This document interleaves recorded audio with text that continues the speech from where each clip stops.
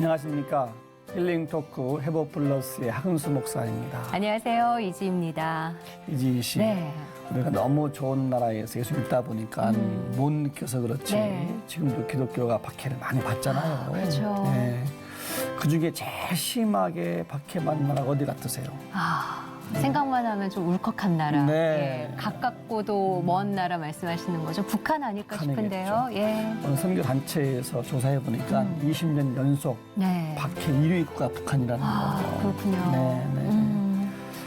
참 우리가 북한 교회 얘기할 때 지하교회에서 네. 목숨 걸고 믿고 계시는 분들 얘기들 많이 듣는데요. 그렇다면 진짜 실상은 어떠한지, 북한에서 믿음의 대를 잇는다는 게 얼마나 귀하고 힘든 일인지를 잘 알려주실 귀한 분이 계셔서 저희가 스튜디오에 오늘 네. 모셔봤습니다. 네, 모시고 네. 이야기를 나눠볼까 하는데요. 뉴코리아 교회를 섬기고 계시는 김은진 사모님 모시고 이야기 나눠보겠습니다. 어서 오십시오. 어서 오세요.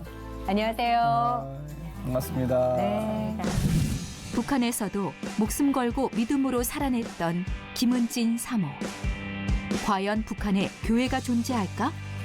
많은 사람들이 의문을 갖고 있지만 그 실상을 전해줄 사람이 많지 않다. 목숨과 연관된 일이기 때문이다. 기독교를 핍박하는 북한에서 4대째 신앙을 지켜온 집안의 막내딸로서 할머니의 믿음을 보고 자라며 이제는 그 복음의 증거가 되고 있는 김은진 사모. 하나님의 증거로 살아가길 원하는 김은진 사모의 회복 스토리를 지금 바로 공개합니다. 저희 어머니한테도 성경책을 주시면서 이거를 배워서 없애는 게 좋겠다고. 우리 집안에서 있었던 일체의 모든 일은 그냥 얘기하면 안 된다고. 저희 아버지가 간첩, 반동 소굴이었다고 저희 집에 한자가 많이 들어가 있었어요. 그래가지고 그거를 저희 손주들이 잘못 보니까 북한 공책에다가 할머니 다 한글로 적어줘.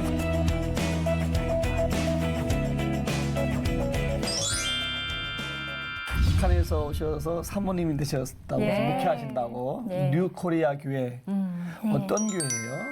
네, 지금 한국에 탈북민들이 3만 명 넘게 들어와 있습니다. 하나님께서 저 북한 땅에 문을 여실 텐데 네. 그때 문을 여실 때 우리 탈북민들을 선하게 사용하실 텐데 그때 이 일에 네. 저희가 조금이나마 이바지하고자 탈북민 뜻 있는 탈북민 성도님들이 모여서 기도하다가 네. 우리 교회가 시작되었습니다. 그래서 뉴코리아 교회가 예, 시작이 되었군요. 예, 네. 처음에는 탈북민 예. 성도 3명이 모여서 예배를 드렸고요. 그러시구나. 저희 신혼집에 예배를 드리다가 네. 하나님께서 은혜를 주셔서 예배당을 얻고 나오게 되고 네. 또 확장하고 하면서 벌써 올해로 10주년이 됩니다. 벌써 10주년이에요.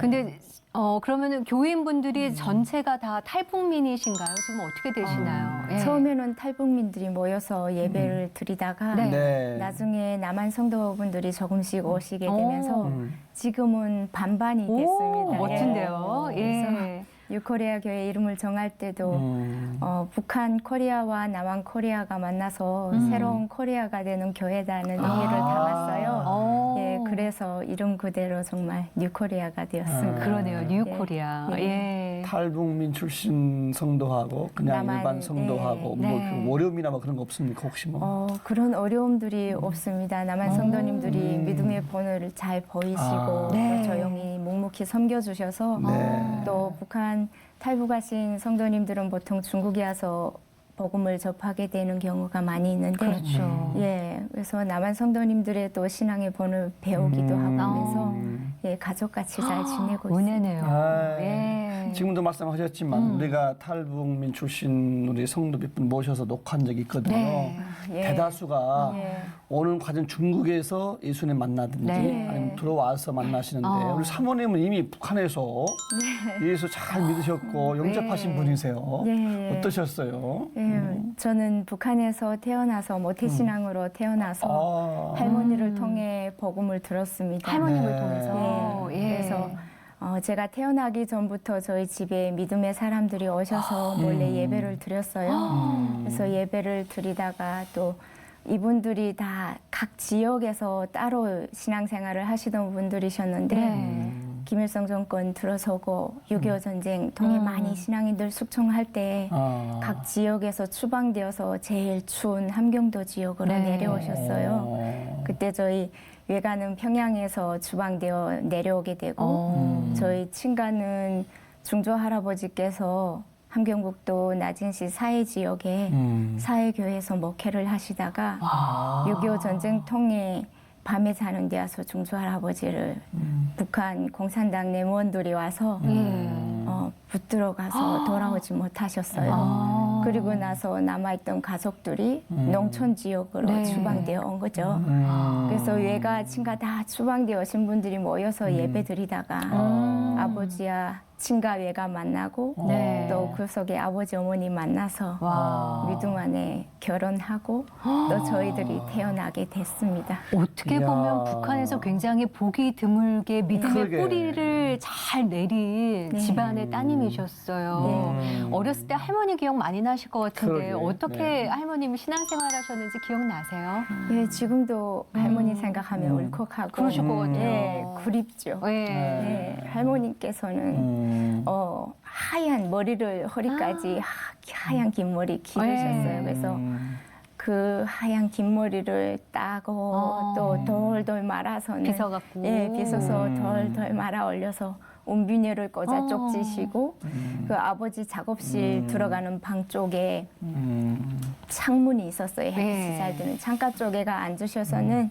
성경책을 항상 펼치시고 성경 말씀을 보셨죠. 돋보기를 끼시고 네. 성경 말씀 보실 때 항상 무릎 앞에다 동그란 대나무로 엮은 광주리를 넣고 보셨는데 그 광주리 안에는 자투리 천 조각들이 있고 예. 바늘도 있고 실도 있고 그리고 헝겊 구멍난 양말도 네. 있고 또 북한의 노동신문이나 아버지한테 정기적으로 배달되던 사회주의 생활문화라는 잡지책이 있었어요. 예.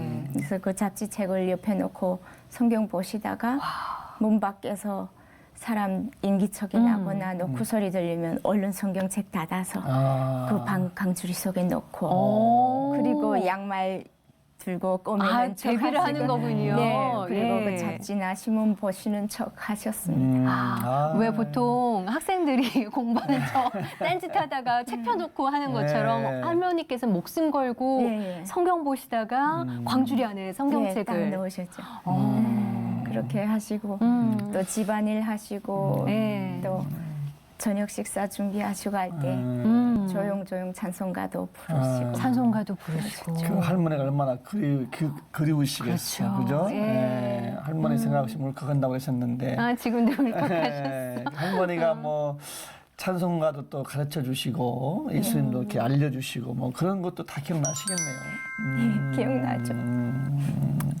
할머니께서 저희들한테 찬송가를 이렇게 할머니 찬송가 집은 외정 때 보시던 거다 보니까 그 한자가 많이 들어가 있었어요. 그래가지고 그거를 저희 손주들이 잘못 보니까 북한 공책에다가 할머니 다 한글로 적어주셨어요. 그 일일이 다 적어주셨어요. 네, 적으셔가지고 배워주셨거든요.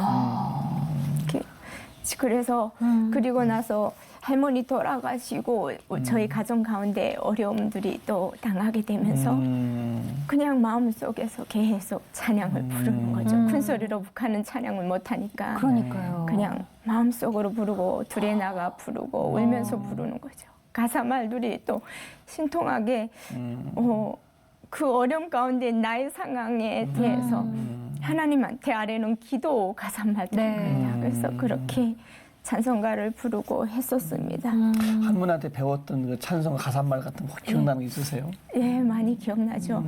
제가 작년부터 올해 지금도 교회들이 코로나로 인해서 많이 어려움들이 있잖아요. 그러니까 계속 한 찬양이 계속 맴도는 거예요. 저희 입술에서. 네, 그래서 한번 불러볼까요? 해주실 거예요? 좋겠지. 와, 네. 감사합니다. 네. 예. 세상이 우리 주님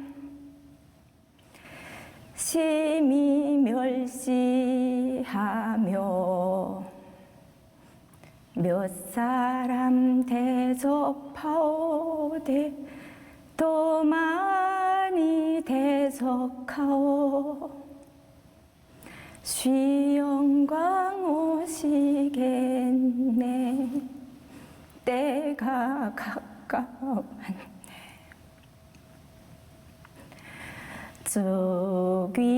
즉위하실 날이 속히 오리라. 이야, 감사합니다. 아. 감동적인 찬양이네. 예, 할머니가 그 어려운 가운데 불렀던 그 모습, 우리도 이렇게 그림이 그려지네요. 그러니까요. 예.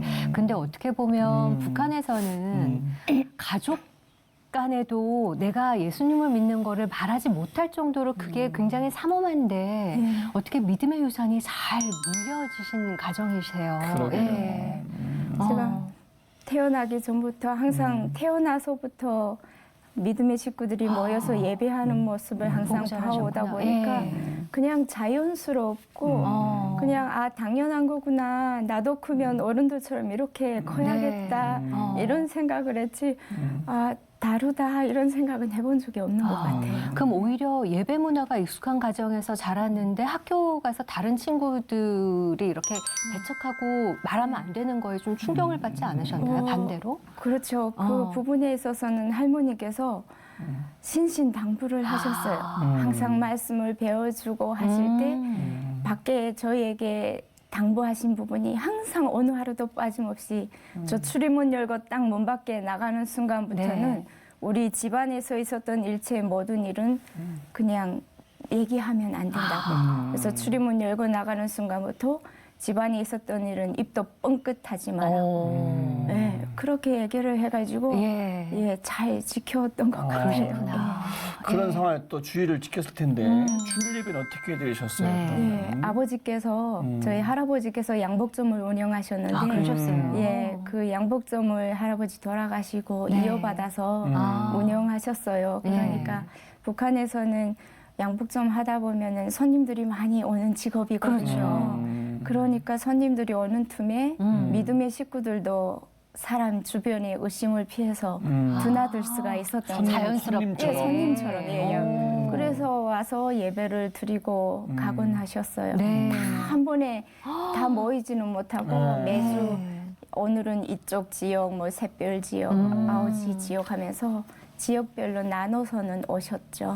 그러면 숨어서 조용조용 예배 드리는 네, 거예요? 그래서 아버지 작업실에 들어가서 방문을 닫고 주일날 네. 아침 되면은 동그랗게 둘러 모여 앉아서 예, 찬송가 성경책 펼치고 네. 찬송가도 부르고 주기도문 사도신경 다 하면서 했는데 저희처럼 막 한국에서는 큰 소리로 찬양하고 예배하고 그렇죠. 기도할 수 있잖아요. 네. 근데 그런 예배가 아니고 그냥 쥐도 새도 듣지 못하게 동그랗게 머리 맞대다시피 앉아서 소곤소곤 조용조용 속삭이듯이. 말씀 읽고 찬양하고 기도하고 했었죠. 그렇게 귀하게 예배를 어떻게 보면 목숨을 내놓고 순교를 각오하시고 예배를 모여서 드린 거잖아요. 네. 근데 결국에는 그 예배가 발각되셨다면서요. 네. 그래서 그 예배 드릴 때 저희가 항상 밖에 나가 망도 보고 네. 이렇게 해서는 네. 그 시간은 지났는데 아버지 1994년도 네. 김일성 이죽던 해예요. 그해 12월에 북한군 보위부 군보위부 보위지원 4명이 갑자기 저희 집에 들이닥쳤어요. 그래가지고 그때 저는 고등학교 네. 학생이었으니까 학교 간다고 학교 나서는데 매일 아침 아버지 제가 학교 갈 때면 신발끈이며 장갑이며 옷 다 옷매무시 해주셨어요. 제가 막내다 굉장히 보니까. 다정하신 분이셨네요. 예, 그래서 다 섬동학금 묶어주고 학교 갔다가 딱 점심시간 되어서 왔는데 싸한 거예요. 그냥 차갑고 막 냉랭한 분위기가 느껴지는 거예요. 그래서 직감적으로 아 무슨 일이 있구나 이런 생각이 들었어요. 예. 그랬는데 제가 학교 갔다 오면 아버지가 작업실 문을 열고 나오셔서는 아 우리 딸 왔냐고 반기셨는데 네. 안 나오시는 거예요. 작업실 문은 항상 닫혀져 있고 할머니, 어머니 눈 다 충혈돼 계시고 네. 그래서 아버지는 어디 가셨냐고 들어가면서 안 나오시니까 네. 물었더니 아 그냥 저기 회의 올라가셨다. 회의가 있어서 그런 줄 알았죠. 그랬는데 빨리 점심 먹고 학교 가야 되니까 네. 수업 때문에 가려고 정신 먹고 뭔가 이상하면서도 학교로 갔어요. 가을에 학교 학교. 딱 가서 교실 문 딱 열고 들어갔는데 들어가 제 책상에 앉으려는데 보니까 책상에 하얀 백목으로 새끼 반동이라고 적어놓은 거지 책상에. 새끼 반동. 네, 새끼 반동. 벌써 그 사이에 소식이 학교 간 거예요, 그러면? 그쵸. 친구들도 다 집에 가정야 정신을 먹었으니까 부모님들이 쟤네 아버지 붙잡혀갔다고 얘기했을 거 아니에요. 근데 저는 그 짧은 시간에 할머니께서 설명하시기 저희들한테는 큰 충격적인 얘기니까 그냥 짧은 시간 학교 갔다 와서 얘기해주자 이렇게 생각하셨던 것 같아요. 얼마나 그래서 놀라셨을까? 다른 친구들은 아는데 저는 모르고 학교를 들어간 거예요. 그래서 그걸 딱 보는 순간에 그냥 머리가 하얘지는 거죠. 그리고 그냥 앉아서 울었어요. 우는데 친구들이 다 뒤쪽으로 가가지고 수근수근 대는 거죠. 낮에 쟤네 아버지를 보이부에서 와서 붙잡아갔대. 쟤네 아버지가 간첩이었다. 반동 서굴이었단다고 쟤네 집이. 쟤네 아버지가 두목이어서 오늘 보이부에서 와서 차에 실어 갔단다. 그래서 저는 집에서 못 듣고 학교 가서 먼저 들었던 거죠. 수군거리는 친구들 소리로 들으신 예. 거구나. 얼마나 놀랬을까. 그러니까요. 하늘에 네. 무너지는 듯한 또 어린 아이가. 생각이 안 나죠. 그 뒤로 그럼 어떻게 그러면 상황이 어떻게 전개됐어요? 그러면? 그리고 집에 왔더니 할머니께서 낮에 있었던 얘기들을 하셨어요. 구체적으로. 할머니, 어머니 거실에서 일하고 계신데 문소리가 노크 소리가 들리면서 북한군 보위부에서 나왔다고 하면서 4명이 우르르 들어왔대요. 남자들이 들어와서 저희 아버지 이름 부르면서 어디 있냐고. 할머니께서 저기 작업실 문 가리키면 저 안에서 일하고 있다고 했더니 그냥 굳으시는 채로 4명이 우르르 들어가서 방문을 딱 잠그더래요. 그리고 나서 한참 안에서 시끄러운 소리 들리다가 아버지 방문이 열리면서 보이시던들이 아버지를 끌고 나가고 가면서 저희 아버지가 그 작업실에서 보시던 성경책도 뺏겼고 그리고 영 돌아오지 못하셨죠. 어떻게 보면 예배 믿음을 잘 지키고 예배를 잘 드리던 가정에 이제 들이닥친 시련이잖아요. 그걸로 인해서 이제 다른 가족들도 그러면 좀 많이 일들을 겪으셨겠어요. 고모님도 잘못되셨다는 얘기를 들었어요. 예. 저희 고모는 나중에 할머니 돌아가시고 나서 장례를 치르려고 그 저희가 최신소에 가서 전보를 보냈어요. 친척들한테 알렸는데 그때 친척들이 다 오셔서 아버지 붙잡혀 간 소식을 그때 와서야 안 거예요. 그리고 장례를 치르고 나서 친척들은 아무래도 모르고 왔다가 아버지가 보위부에 끌려간 거 아니까 혹시라도 피해가 올 수 있잖아요. 친척들한테. 그래서 장례 치르자마자 다 돌아가셨어요. 산에서. 고모하고 고모부도 믿음 안에서 만나 결혼하셨고 고모부 할아버지도 목사님이셨어요. 그래가지고 만나 결혼하셨던 분들이신데 다 친척들이 가던 며칠 더 남아서 저희 어머니와 저희들을 많이 위로해주고 하셨죠. 그때 그리고 나서 돌아가실 때 어머니가 고모도 이제 함흥으로 가면은 안전하지는 않을 건데 어쩌겠냐고 그랬더니 괜찮다고 나는 내 대답은 이미 다 준비되어 있다고 저희 어머니한테 내 대답은 다 준비되어 있다고. 다 했는데 나는 북한에서는 형님이라고 오빠 아내 되는 사람 형님이라고 부르거든요. 나는 형님이 저 어린 조카들 데리고 이 험한 세상 어떻게 살아갔지 그게 더 걱정이 된다고 그렇게 하고 돌아가셨는데 함흥 가서 며칠 있다가 보위부에서 나온 거예요. 함흥 보위부에서 나와서 고모한테도 오빠처럼 너도 하나님 믿냐고 고모가 그냥 나도 하나님 믿는다고 그냥 망설임 없이 당당히 얘기를 하고 그냥 그 자리에서 끌려가 저희 아버지처럼 영 돌아오지 못하시고 남아있던 고모네 고모부랑 가족들이 사촌들이 다 산골로 추방되어 갔죠. 그거로 소식이 안 돼요. 저는 참 듣다 보니까 정말 북한의 정말 산 증인의 그죠 네. 신앙상을 지금 듣고 있는 거란 그렇죠. 말입니다. 너무 귀한 분들, 중조 할아버지, 또 할머니, 고모, 네. 정말 순교적인 신앙을 물려주셨는데 그 이후에 살아계신 가족들, 할머니하고 그 이후에 가족들은 어떻게 되신 거예요? 그러면 이제? 아버지 끌려가시고 나서 보위부에 남아있는 가족들은 어머니부터 불려가 조사를 받았어요. 다 조사를 받으셨구나. 그래서 조사 날이 동이 트기 전에 어머니 올라가셨는데 다음 날이 돼도 안 내려. 그러니까 저희는 집에서 마음 졸이며 기다리는 거죠. 어머니도 혹시 끌려가서 못 오시는 건 아닌가. 그렇게 기다리고 있었는데 또 어머니 내려오시면 다음 오빠 또 불려가고 그렇게 하면서 조사를 받고 또 저희는 학교 생활도 해야 되고 또 어른들은 직장도 나가야 되잖아요. 그런 상황에서도 안 나가면 또 저 반동 머릿속에 반동 사상이 가득해서 안 나온다고 안 이런 나갈 수도 손가락 하니까 없군요.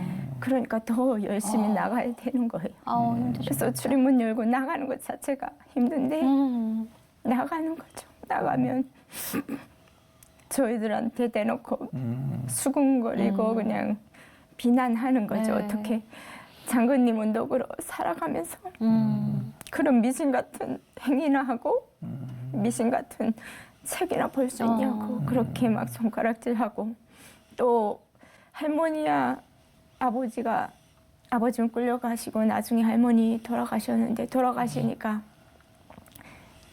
분배받았던 식량 중에 2명 식량도 받았을 거 아니에요. 그러니까 인원이 줄었으니까 배급도 다 내다 바치라는 거예요. 근데 배급도 100% 줬던 것도 아닌데 그나마도 그걸 와서 다 가져가니까 정말 한 달치 이제 남을 식량밖에 안 남은 거죠. 그런 상황 가운데서 살다가 그 사람들이 막 수군거리고 이런 건 어쨌거나 때리거나 하는 건 아니지만 말로 우리가 받는 상처지만은 그래도 견딜 수가 있었어요. 그런데 공포는 밤인 거예요. 북한에서 보위부에서 가족 구성원 중에 한 명을 데리고 가면 영락 없이 남은 가족들은 밤에서 다 실어가 버려요.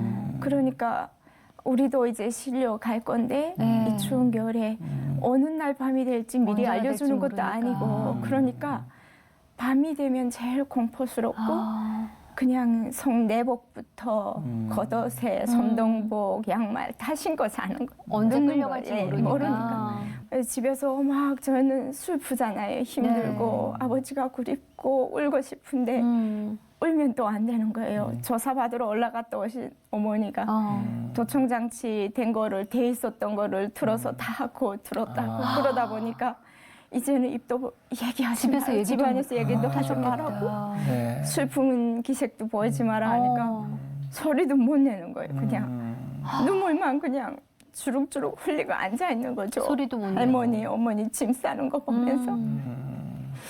근데 할머니가 오셔서 저희한테 계속 울고만 앉아 있으니까 손잡고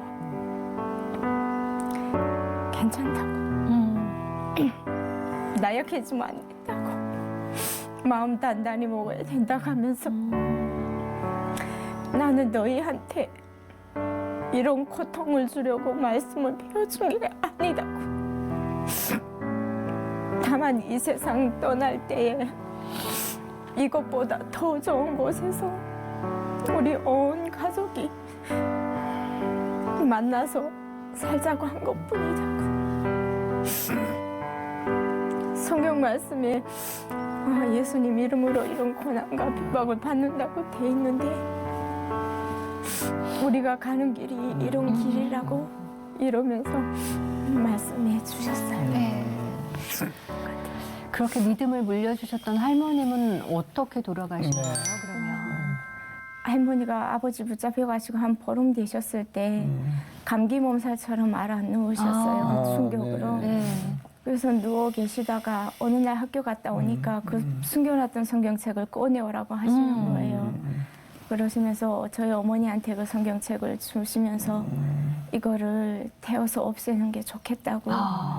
혹시라도 내가 없을 때 보이부에서 또 들어와서 수색하다가 이게 발각되면 남아있는 가족들한테 더 큰 화가 당할 수 있으니까 네. 태워서 없애는 게 좋겠다 하셨어요. 그러면서 저희한테 지금까지 나를 통해서 내가 배워줬던 찬송가나 또 말씀들 듣고 배웠던 것들을 마음속 깊이 잘 새기고 간직하고 알고 있으면 된다고. 하나님이 살아계시다는 믿음만 편치 않으면 되니까 성경책 태우는 게 좋겠다 해서 그날 저희 어머니가 부엌에 내려가서 아궁이에 한 장 한 장 찢어서 다 태우셨죠. 그리고 나서 다음날 조용히 그냥 저희 선조들 손잡고 하늘나라 가셨어요. 그러고 나서 그 다음 날 네. 돌아가신 네. 거예요. 참.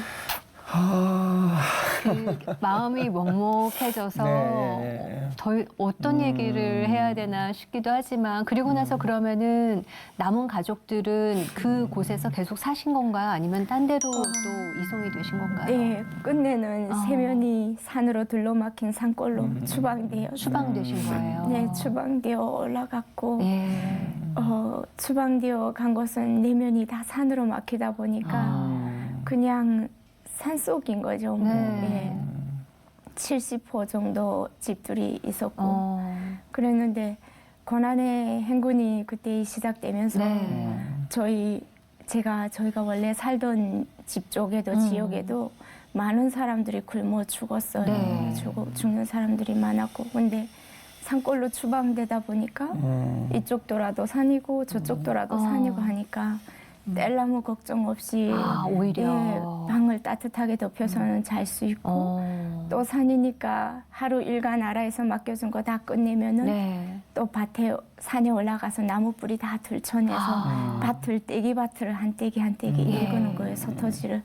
그래서 곡식을 심어서 또 부족한 식량을 또 마련해 먹고 또 집 앞에 집짐승들 거의 오리 뭐 다 그냥 다 키웠어요. 집짐승들을 목장같이 키워서 네. 그걸 또 계산이 팔고 오리 팔면 또 옥수수 30kg 막 교환이 돼요. 그래서 또 부족한 식량 보태고 하면서 먹고 사는 데는 걱정 없이 살았어요. 그래서 금방 추방되어 갔을 때는 넓은 집에 살다가 딱 단칸짜리 방에 막 비가 오면 비가 새고 구멍이 뚫려 눈이 들어오고 이런 집에 살면서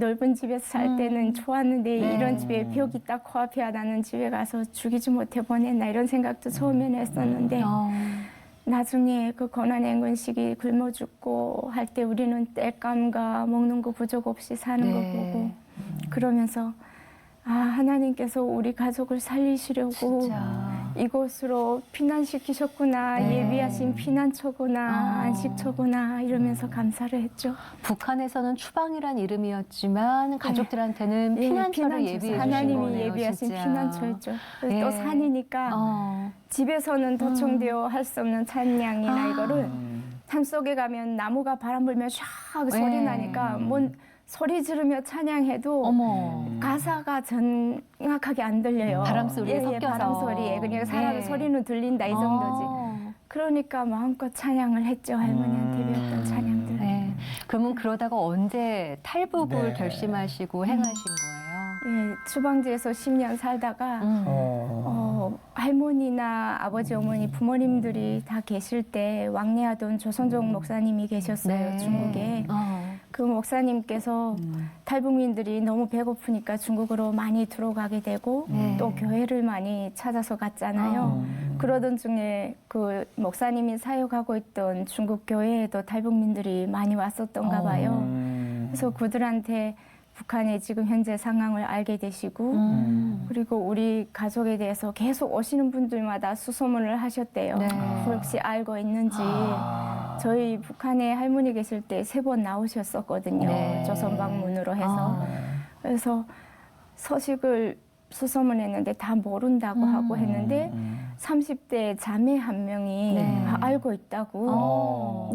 그래서 그분한테 자매한테 핸드폰과 또 만나면 도움 주라고 중국 돈들을 챙겨서 내보내셨더라고요. 근데 저희가 10년이 딱 됐잖아요. 추방돼 네. 10년 되니까 항상 보이부의 감시 속에서 살고 있는데 아 10년 된 시점에 어떻게 사는지 우리 생각을 보이부에 덧친 줄 알았어요. 그 네. 자매가 저희 집에 왔을 때. 예, 아, 그러실 수 10년 있겠다. 됐으니까 네. 생각이 좀 바뀌었나 이렇게 또 보는 줄 알고 그래서 자매가 먼 길을 왔는데 우린 모른다고 딱 잡아댔죠. 우린 중국에 아는 사람도 없고 네. 그런 태 목사님 모른다고. 네.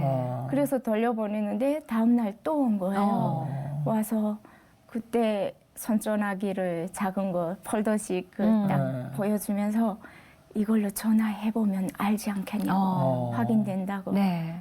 그래서 낮에는 통화가 안 되니까 이게 신호도 안 가고 네. 높은 산 꼭대기에 야밤에 올라가서 만났죠. 만나서 전화를 했는데 가는 거예요. 신호가 중국으로 가는 거예요. 가서 전화 통화했는데 목사님이 확인할 수 있는 길이 10년 사이에 많이 컸고 네. 저희가 저희 집에 나오셨을 때 주무셨던 곳과 또 어떤 이불을 덮고 주무셨는지 저희 어머니 이름도 서로만이 아는 기억을 공유하시는 어머니 거군요. 이름 이런 것들을 물어보시고 그 세 마디에 맞구나 이러시면서 오라고 네. 다 안다고 여기 탈북자 북한 사람들이 들어와서 네. 상황이 어떤지 아니까 들어오라고 그냥 그래서 그 바로 대답을 못하고 어머님께 말씀드려 보겠다고 하고 내려와서 어머니 허락해 주셔서 네. 두만강을 건너게 됐죠. 가족이 다 건너신 거예요, 그러면? 아니,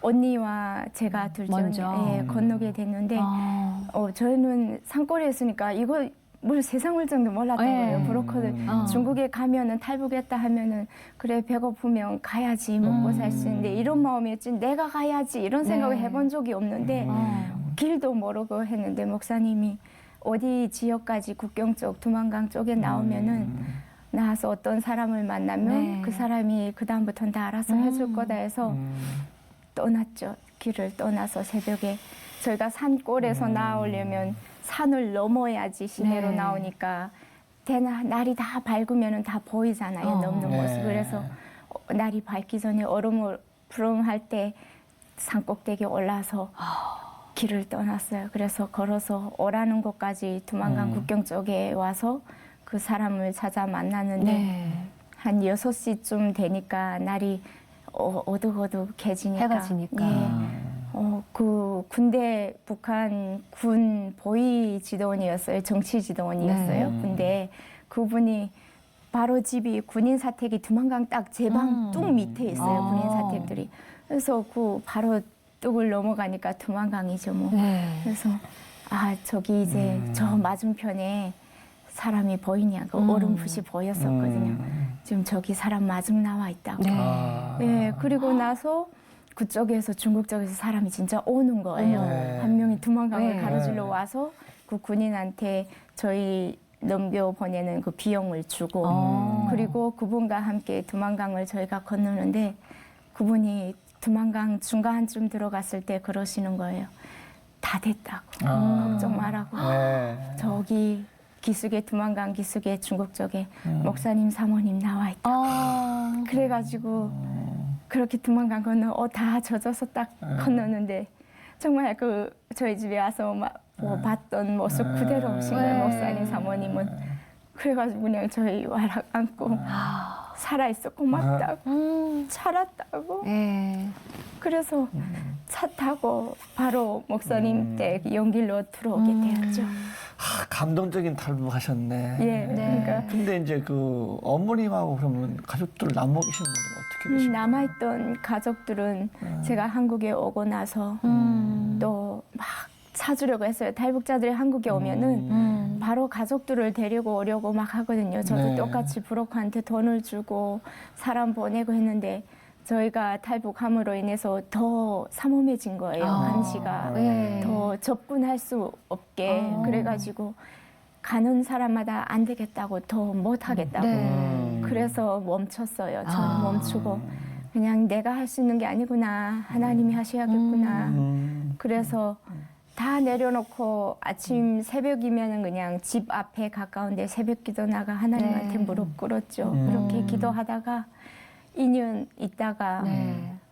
제가 그때 대학교 다닐 때였는데 어. 전화가 온 거예요. 국제전화번호가 찍힌 거예요. 수업 시간이어서 못 어머. 받았는데 그래 보니까 중국에서 네. 목사님이 전화 왔더라고요. 그래서 통화하고 왜 이렇게 안 받냐고 방금 북한에서 어머니가 연락 왔었다고.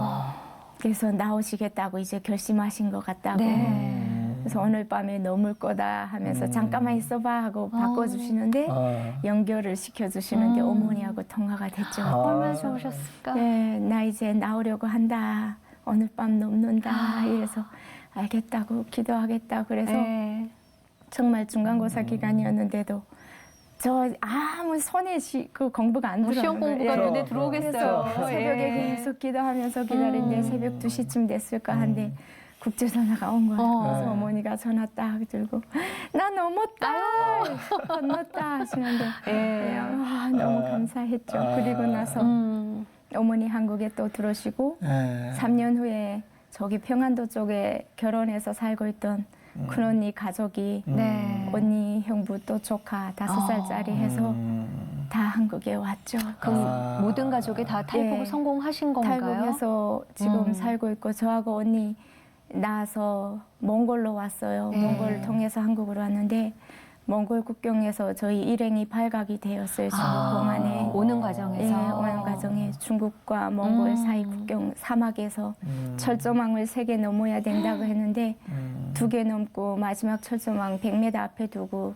발각되었어요. 그래가지고 저랑 11살짜리 남학생 같이 일행 중에 그 남학생이 바로 넘고 언니랑 그 2분은 3명은 붙잡혀서 북송당했어요. 그러셨구나. 네, 북송당해서 끌려갔는데 다른 사람들은 북송당했다가도 바로 또 손서서 나오고 보니까 저도 방송 보면서 알았는데 여러 번 3번씩 탈북했다가도 살아나오시는 분들이 있는데 저희는 집안 환경 자체가 반동이라고 낙인이 찍혔었고 아버지 벌부에 끌려가셨고 그런 주방지에서 살던 몸이다 보니까 보이부에 들어간 후로 더 나올 수가 없는 거예요. 어머니가 제가 중국을 통해서 돈도 내보내고 꺼낼 수 있는지 했는데 보이부 사람들한테 돈을 주고 손을 써보려고 해도 이제 이 세상 사람 아니라고 찾지 말라고. 그래서 어머니도 결국에는 나오시기로 결심을 하셨던 거예요. 참 힘든 과정 네. 겪으시면서도 놓지 않으셨던 믿음의 끈으로 지금 이 자리에 계신 건데 오늘 오실 때 네. 혼자 안 오셨더라고요. 네. 굉장히 멋진 청년분이요. 예, 어떻게 되시는 거예요? 누구랑 오신 거예요? 네, 저희 남편 목사님 같이 예, 운전해서 왔습니다. 예, 결혼하신 지 키도 크고 하고. 네. 지금 결혼한 지 저희가 만 10년, 와우. 11년 되어 가고 있습니다. 이때 궁금한 거 있죠, 목사님 그러게 저희가. 뭐 어떻게 만나신 거예요? 어디서 어떻게 만나셨는지. 어떻게 만난 거예요? 네.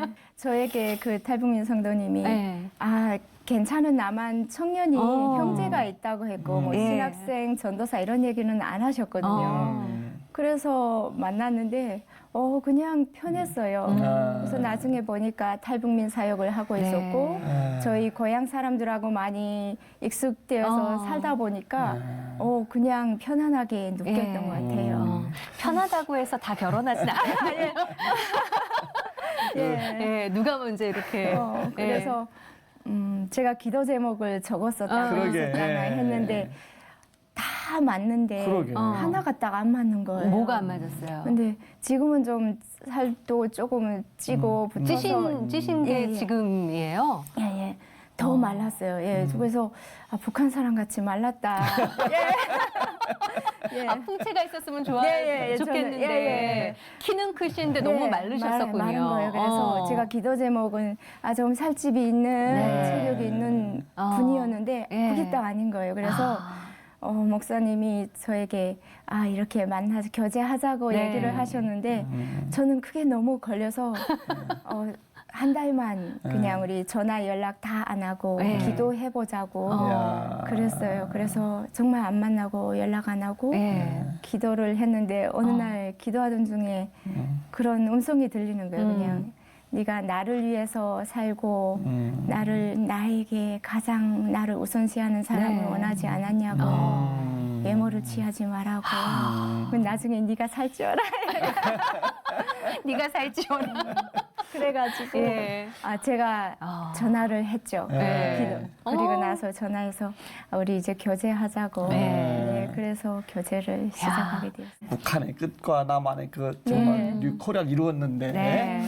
목회를 시작했단 말입니다. 목회 얘기를 조금 좀 해주시죠. 네. 어떤 목회하고 계시는 건지. 저희가 그 교회와 또 탈북민 그 선교회가 있어요. 불시 네. 선교회라고 그래서 두 사역을 하고 있는데 저희 사역의 그 비전은 북한 선교의 첫 번째 비전은 북한 선교의 비전 11조를 감당하는 교회. 네. 그러니까 북한 선교의 11조를 감당하는 교회 더 구체적으로 보면은 지금 한국에 들어와 있는 4만 명의 탈북민들 중에 11조라 하면은 3천 명. 예, 3천 네. 명의 이웃을 저희들이 잘 섬길 수 있는 그런 교회가 되면 예. 좋겠고 그리고 전국에 탈북민 교회가 50개 좀 넘게 있어요. 그렇군요. 그래서 탈북민 교회 중에 또 5개 최소 5개 교회 탈북민 사역자들을 섬기는 거. 예, 그리고 남한에 한국의 교회가 5만 개, 7만 개 이렇게 네. 얘기를 하시더라고요. 네. 그래서 5만 개 한국 교회 중에 5천 개의 교회가 북한 선교에 시작할 수 있도록 네. 북한 선교를 시작할 수 있도록 돕는 그런 비전을 가지고 네. 있습니다. 예. 너무 귀하세요. 그리고 두 번째 비전은 저희가 북한에 세워질 교회를 네. 준비하는 교회. 예. 그래서 먼저 저희 사람들이 준비되어야 되잖아요. 네. 저희가 북한의 문이 열리면 올라갈 때 사람이 준비되어야 되는데 같이 기도로 준비하면서 동역할 수 있는 그런 준비하는 사람들이 모임이 불시 선교회를 통해서 준비가 지금 되어가고 있고 네. 그래서 이 불시 선교회가 이제 통일이 되면 북한에 올라가 불시를 지피고 네. 그렇게 사역할 수 있도록 기도를 하고 있어요. 그래서 먼저 북한의 문이 열리면 올라가서 제가 태어나고 또 할머니, 부모님들 믿음의 식구들이 오셔서 예배드리던 고향집에 찾아서 네. 첫 번째 십자가를 올리고 또 중조 할아버지께서 목회하셨던 사회교회 터를 찾아서 두 번째 십자가를 올리고 함흥의 고모 가정에서 그 지역 사람들이 믿음의 식구들이 예배했던 지역에 터를 찾아서 세 번째 십자가를 올릴 수 있도록 네. 기도해 주시면 좋겠어요. 참 믿음의 씨앗이 심겨져서 열매 맺는 게 얼마나 귀한 것인지를 오늘 삶을 통해서 저희한테 귀한 간증을 해주셨는데 개인적인 기도 제목 있으세요? 네. 네. 저희가 교회 사역을 하다 보니까 아이들이 3명이 있는데 아이들한테 참 미안할 때가 많이 있어요. 네. 그래서 하나님 말씀 바르게 잘 듣고 아이들이 믿음 안에서 영육이 건강한 아이들로 잘 자랄 수 있도록 네. 기도해 주시면 좋겠고 위에서 비전 제시했던 북한 선교의 11조를 감당하는 것과 북한에 세워질 교회를 준비하는 교회가 네. 잘 될 수 있도록 또 그를 위해서 우리 교회와 저희 가정이 이 통일을 열어가는데 선하게 쓰임받을 수 있도록 아멘. 기도해 주시면 예. 참 감사하겠습니다. 자녀가 셋이나 있으셨군요. 예. 몇 살인가요? 지금 초등학교 4학년 올라가고 예. 막내가 6살입니다. 결혼 예. 기념이 지금 10년째고 예, 예. 교회가 10년째고. 예. 참 귀한 삶을 저희한테 네. 이렇게 그래요. 생생하게 네. 들려주셔서 너무 감사하고요. 네. 또 지하 교회가 아니라 이제는 네. 정말 통일돼서 네. 교회당이 북한 예. 땅 곳곳에 예. 세워지길 함께 기도하도록 하겠습니다. 감사합니다. 오늘 나와주셔서 감사합니다. 네, 감사합니다. 어떻게 보셨는지요? 가슴이 먹먹하면서도 네. 감동이 밀려오고 참 북한의 그 지하교의 실상을 말만 들었는데 오늘 실제적으로 귀한 산모님 모시고 실상을 알게 되니까 네. 우리 신앙생활에 참 부끄럽기도 하고 그렇죠. 반성도 하는 시간이었고 네. 너무 귀한 시간 보냈습니다. 지금도 북한에서는 김은진 사모님 가정처럼 목숨 걸고 몰래 예배를 드릴 수밖에 없는 가정들이 많이 있겠죠. 통일될 그 날에 북한 땅에 심겨질 불씨와 그 믿음의 유산들을 위해서 진짜 더 열심히 기도해야 될 때가 아닌가 싶은 생각이 들었습니다. 함께 기도해 주시고요. 생각나실 때마다 불씨를 지펴주시기 바라겠습니다. 오늘도 주님 손과 함께 평안한 하루 보내시고요. 함께 해주셔서 고맙습니다. 감사합니다.